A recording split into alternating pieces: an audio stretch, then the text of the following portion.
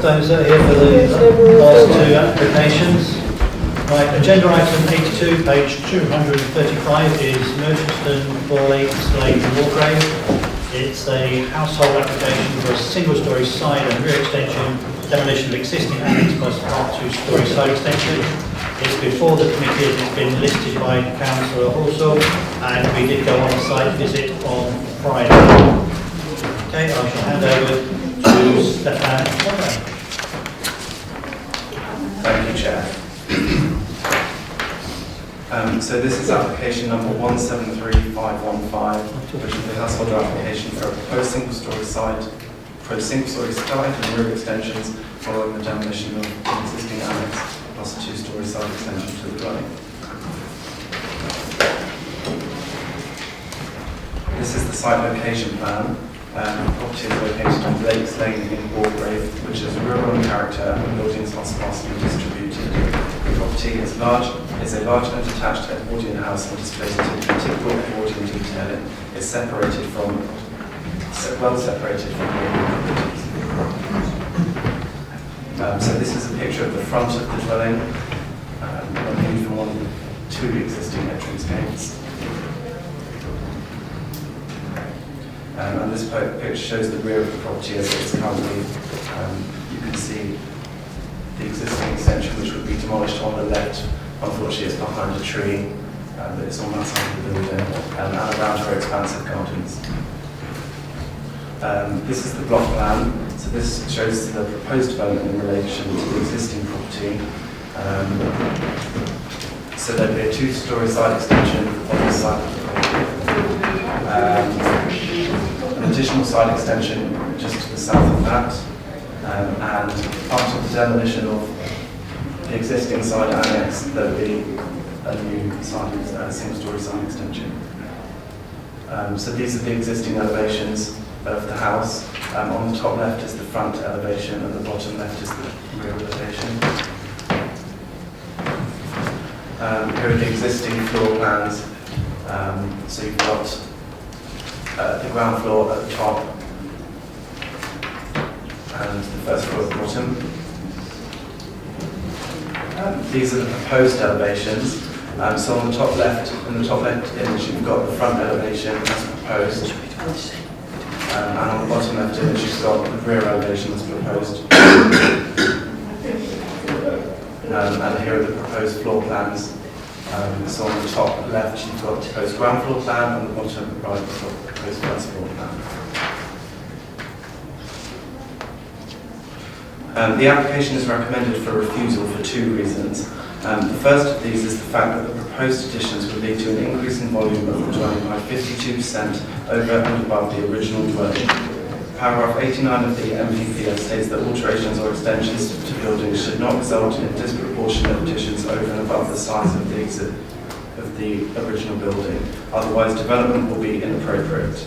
Policy TVO1 of the MDD local plan defines inappropriate increases to be in excess of 35% cumulative increase in volume over and above the original dwelling.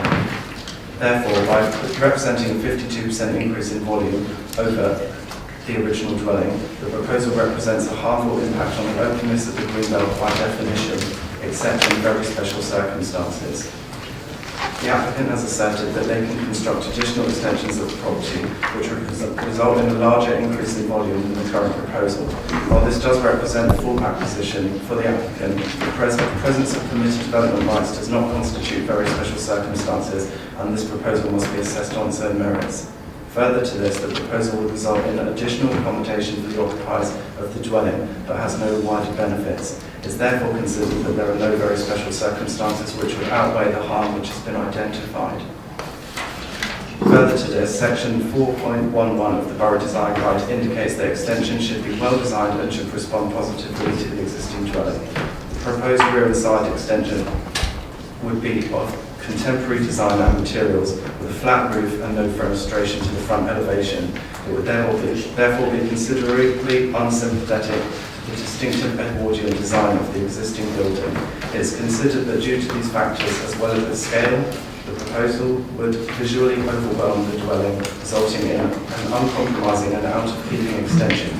It is therefore contrary to the advice contained in the Borough Design Guide. To summarise, the proposal would, by definition, lead to harmful impact on the openness of the green belt, and there are no very special circumstances which outweigh the harm identified.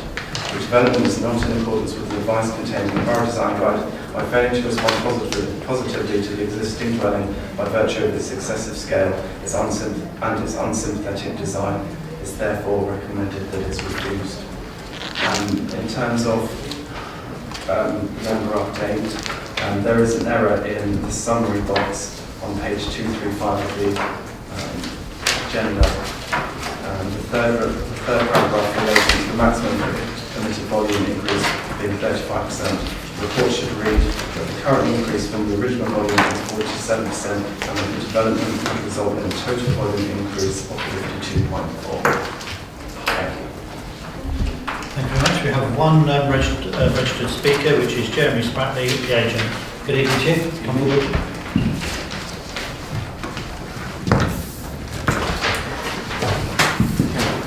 Good evening. There are no objections to the proposals from any local residents nor the parish council. Your local ward councillor, Mr. Halsall, has called the application before you this evening, voicing his support to the approach that we've taken in terms of the design. Last June, a lawfulness application was approved to extend the existing house by a significantly greater extent. If this is approved, it will create a dwelling with a gross external footprint of 225 square metres, being the same as the existing dwelling, and a volume of 1,320 cubic metres, some 201 cubic metres smaller than the lawfulness approval. The weight to be attached to such a fallback on the lawfulness approval option has been relatively well defined by current case law, in particular the Zurich judgment, which this council has referred to for applications at Crouch End, Crazes Hill, and recently at Laburnham Cottage, Cockpole Green, as a determining factor in granting planning permission in Green Belt. This lawfulness scheme would represent a lost opportunity from a design perspective on the basis that it would entail the retention of the existing large front-facing elevation, as members may have noted when visiting the site. It features poorly detailed stretcher-bond brickwork and is set flush with the front face of the principal Edwardian elevation, and represents an overly dominant and harmful piece of architecture in the Greenbelt, in my opinion. The replacement of this extension with a much more subservient extension reduced in length by 8.5 metres and set back from the front corner of the principal elevation will significantly enhance the public face of the building relative to the existing situation. The officer's report raises no design objection to this element, and similarly, the proposed hip roof two-storey side extension raises no particular officer concerns. Consequently, therefore, it is only the single-storey rear extension, most entirely screened from public vantage points, that is considered by the officers to comprise an inappropriate form of development. I strongly disagree with this position, given my practice in designing attractively marrying contemporary extensions to period properties, including listed buildings, that have been recognised with design awards. Our design ethos with this extension is to add an unashamedly 21st century addition on the private side of the house that would provide a seamless, highly glazed relationship with the garden and create a fantastic open plan kitchen area for this young family. The extension would add significant design quality and interest, and contrary to the case officer's assertion, would enhance the character and appearance of the property. In conclusion, the application before you, if approved, would result in the creation of a dwelling that would have a total footprint and volume that would on balance have a much lesser impact on the green belt openness than the lawfulness application that was approved and the existing house for that matter. Thank you very much. Thank you very much. If you could just could you just hit the button, excuse me, before you leave? So that was all the registered speakers. Now, Council also, who listed it and is a ward member, he apologises for not being here tonight, but he has given me a statement to read out. So if members, obviously the public, will bear with me while I read it. Please accept my apologies that I cannot be here tonight. I would like you to give very careful consideration to the assessment of the application at Merchiston. Planning policies and guidance can appear fairly impenetrable at times, and it seems each party can cite policy to their own ends. However, in this particular instance, the issues under consideration are ones that merely require a common sense approach. The applicants wish to provide additional bedroom and living accommodation and have the ability to achieve this objective by implementing two-storey and single-storey side and rear extensions as approved by Lawful Development Application 171373. If they were to undertake these approved works, the net effect with the retention of the large single-storey extension at the front would be to create a house with a far larger footprint that was of a lesser architectural and design quality and interest than would result from the works proposed by the current planning application. Consequently, the common sense approach is to support the current proposal despite it being assessed as being contrary to our greenbelt policies on the basis simply that it will result in an enhanced outcome relative to the previously approved fallback scheme. If planning is about anything, it has to be focused upon the results rather than the process, and we as councillors have a very important role to play in ensuring the decisions made are not perverse or illogical. I believe that in most instances, greenbelt policy should be strictly adhered to, but in cases like this, where there is an alternative scheme that could be implemented that would have a greater impact on the greenbelt openness, I believe that we should adopt a pragmatic rather than dogmatic approach and support the better outcome, and thereby not in a position where we are cutting off our nose to spite our face. For these reasons, I would respectfully urge the committee to resolve to grant the planning permission. Right, members. Yeah. Just a point of clarification, I think the officer said that the single-storey part of the building, half the whole of it was going to be demolished. I understood only half of that was going to be demolished. Am I right? On site visit, I understood that only half of the single-storey extension. Yeah. I thought that's what was said as well. Yeah. Let me just say that I think it's a very attractive extension. I think it's very sympathetic to the surroundings. I don't see that it has any impact on any of the surrounding properties. I think it fits in rather nicely, and therefore I'm mindful to approve it. That's my view. If you could just find out about the single story. It's my understanding that the existing extension would be demolished and replaced with a new extension that you can see on the right-hand side of the picture on the top of the screen. Okay, so I don't normally let the applicant say, but could you just confirm that, please? That Yeah. no questions, you know. That's correct. He's correct, thank you. Right, okay. Okay, I've got Philip, then Michelle, and then John. Well, yeah, I mean, this is a very modern building. It's a distinguished building in some degrees. It sits alone in a large plot. It doesn't overlook anybody, it doesn't impact on anybody. And there's a long tradition of adding to distinguished buildings, otherwise we wouldn't have what we have in terms of houses in Britain. So I'm really support this tremendously. I think it's a tremendous development. It doesn't impact on anybody at all, and it will add greatly to the architectural market of the area. Michelle? I also believe that we should approve this because I think after a while, common sense trumps ridiculous greenbelt rules, which I think are absurd in this present day and time. Everybody else is expected to take hundreds of houses all around their house. Stick to the application. Okay. I think that we should approve this application because I think it makes common sense. It's smaller than the other one. It really is idiotic if they have to go to a larger one that they don't really want. It's not sympathetic. Why? Rules are not made to be just run exactly as they are. Sometimes there has to be interpretation and common sense involved. Malcolm?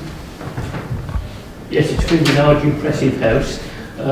I imagine, I don't know what they've spent on it already, but it's obviously a house they'd like to stay in and enhance so they can stay there. It doesn't overlook any other houses, none of the other neighbours are affected, and from all accounts, nobody's made any objections. And the end result here will actually be smaller than the one they've already got approval for, so I'm minded to approve it. John? I'm conflicted here. It breaks the rules. I mean, it does break the rules, but it does bring in mind to me the house that we've just approved in the Greenbelt with 18,000 square cubics, because it was of architecture merit. I'm not in a position to make a judgment whether or not any of these buildings are of architectural merit, to be quite honest with you. The officers recommended for approval. Now, there's an element of common sense here. I mean, if we don't approve this, they'll go ahead and build something even bigger on the back. And whether or not that's going to be any better or any worse, I don't know. I mean, I'm very conflicted here, and I'm not in a position where we can decide. Angus? John Horsall mentioned it first, and I think it reflects what some other members have said, is the heart versus policy, common sense versus planning policy. And I think what I'm considering probably to support the officer's recommendation here is because it's not necessarily the heart that says this isn't going to do any harm, but it's what will happen if we start leaking our policies in general in cases like this. The conflicting bit, of course, is the lawfulness approval, which is sitting in the background.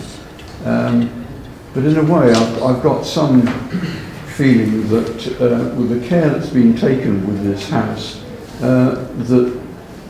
that wouldn't necessarily be applied in a way that wouldn't be architecturally sound. The layout might be different to this, the size might be even bigger. But I think really we do have to keep in mind the policies that we have and the reasons for them.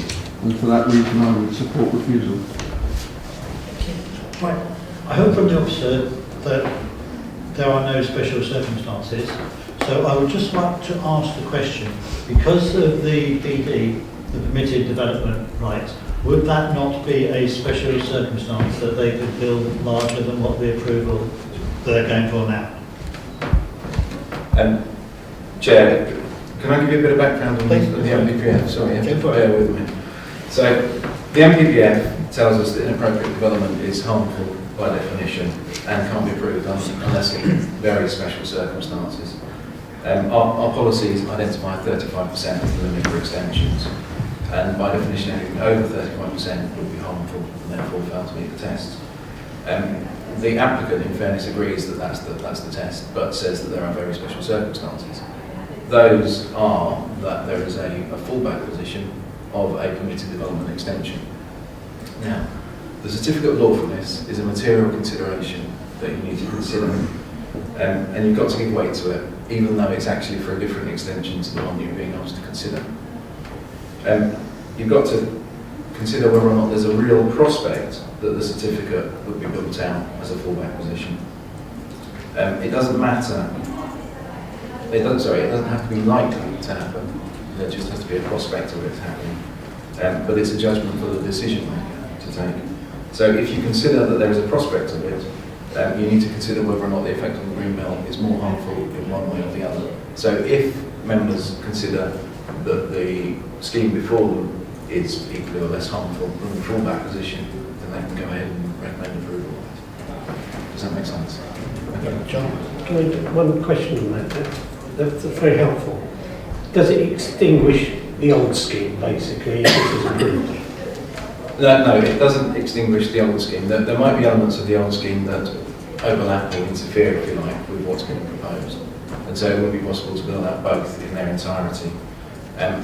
If members are minded to approve it, the scheme before them, there would need to be a mechanism to remove permitted development rights or to ensure that elements that the applicant is saying are being demolished are actually demolished and not retained. John? I could support it with those conditions. Any other members want to ask a comment? Now, I'm not quite sure which way the committee is going from what I've heard at the moment. But I think it would be cleaner if someone that would want to approve this application actually put forward a recommendation, so we could then hear the reasons why we were going for approval, and we could discuss those before actually voting.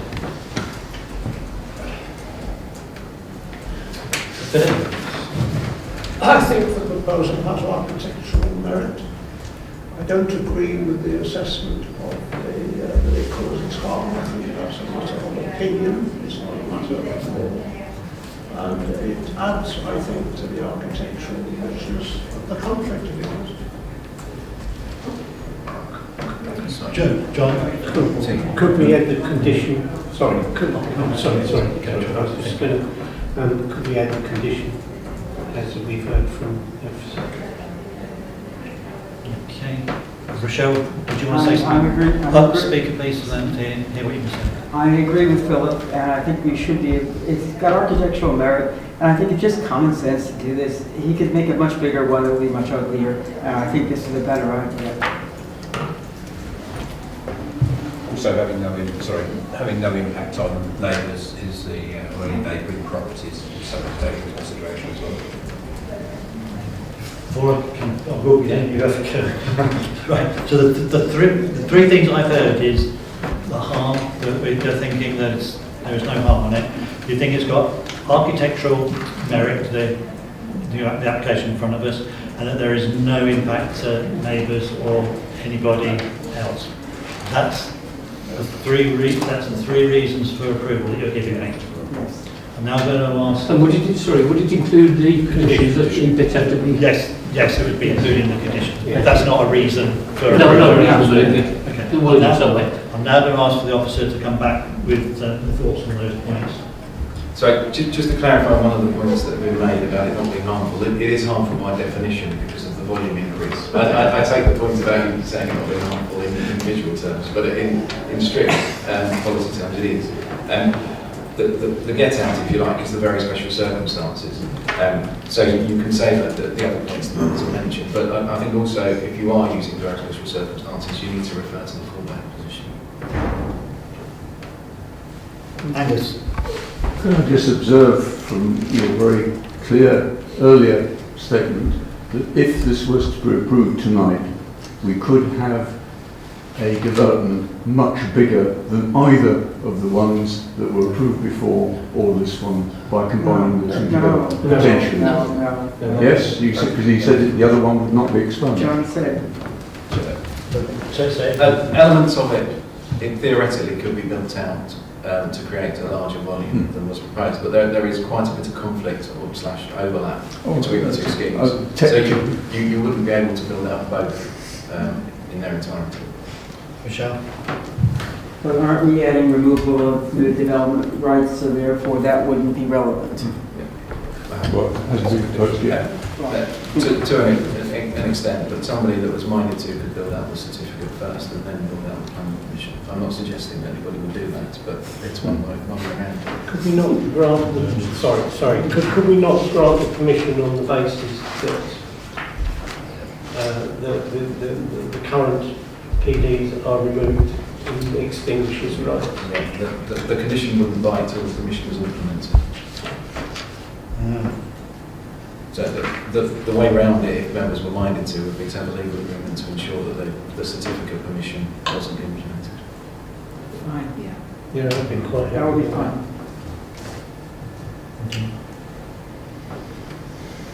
I'm thinking we probably need a little bit more advice from you there, just in how we should word this for our vote. I think you're getting what the feeling is. Yeah, I think members can say that there are very special circumstances that you've identified in terms of the fallback and the other points that merit approval of the application, if that's your decision.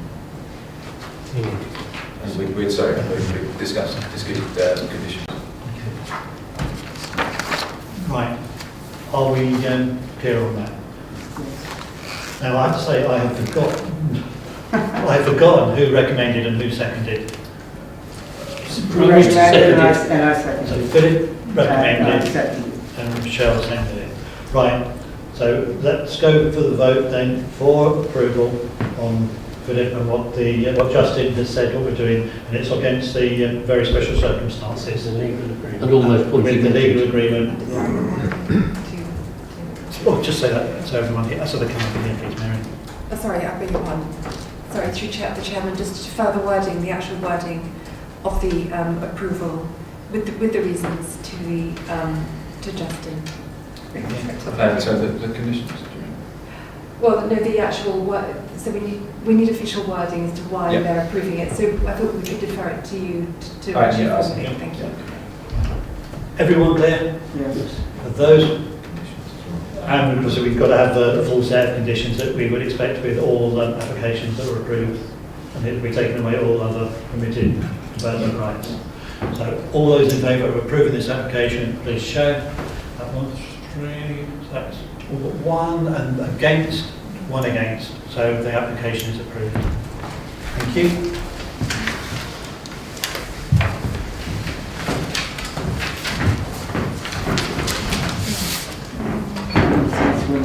Right, absolutely last application of the night, which is item 83, page 261, Penfold Lodge Road, Hurst, household application for a 9.5 by 4 metre glass aluminium canopy for the rear, plus a fireplace with flue fit to the side.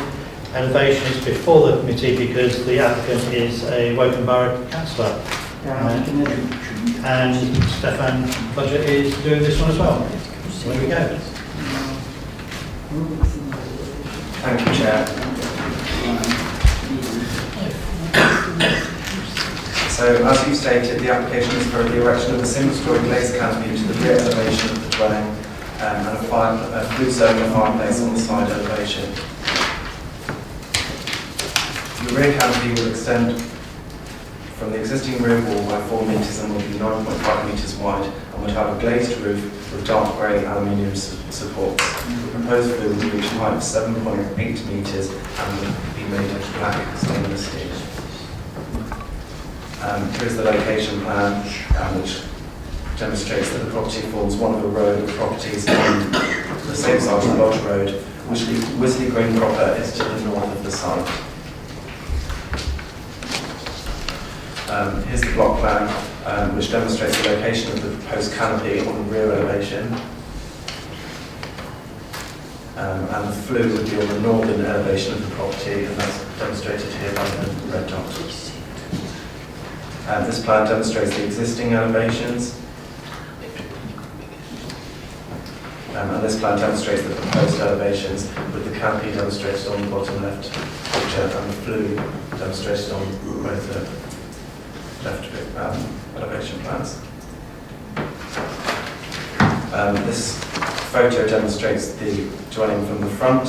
The flue would be visible on the left side of the dwelling. And these pictures demonstrate the rear elevation of the dwelling where the canopy would be constructed. And here's a view of the dwelling as how it sits in the wider street scene. As has been outlined in the report, the proposed canopy would result in a 4 metre extension from the rear of the existing dwelling and would consist of a lightly constructed open-sided structure where there would be limited opportunities to view it from a public vantage point. One objection to the proposed flue has been received from the Parish Council, and while this is acknowledged, it's considered that the flue is relatively inconsequential in terms of its appearance, and such flues are a common feature on residential dwellings. Further to this, the flue would constitute permitted development were it not to be restricted by a condition under a previous planning permission, and the black colour of the flue would also serve to make it less prominent against the backdrop of the existing dwelling. Neither aspect of the proposal would lead to a loss of amenity to neighbours. To conclude, this development would not lead to harmful impact on the character of the area or neighbouring amenities, highway safety, amenity of future occupiers or protected species, and it's recommended that the planning application is approved, subject to the conditions and reasons set out in the report. Right, there are no speakers registered, so does anybody want to have any comments on it? Okay. Right, we'll go straight to the vote then. The recommendation is set out on page 262 of approval. There are all 3 conditions and the 1 informative, so all in favour, please show. That's unanimous, so that ends the applications for tonight. Thank you, members.